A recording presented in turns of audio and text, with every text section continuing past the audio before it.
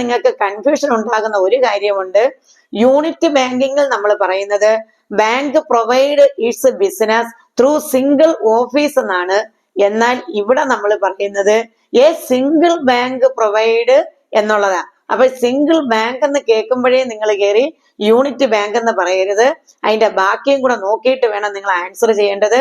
മറ്റത് യൂണിറ്റ് ബാങ്കിൽ പറയുന്നത് എന്താണ്? A bank provide it's business through A single office, ഒരൊറ്റ ഓഫീസിലൂടെ മാത്രം പ്രവർത്തനം നടത്തുന്നു. എന്നാൽ ബ്രാഞ്ച് ബാങ്കിങ്ങിൽ പറയുന്നത് A single bank provide it's business through the number of branches all over the country. ഇന്ത്യയിൽ മുഴുവനായിട്ട് അല്ലെങ്കിൽ നമ്മുടെ രാജ്യത്ത് മുഴുവനായിട്ടും ബ്രാഞ്ചസുകളിലൂടെ എന്ത് ചെയ്യുന്നു?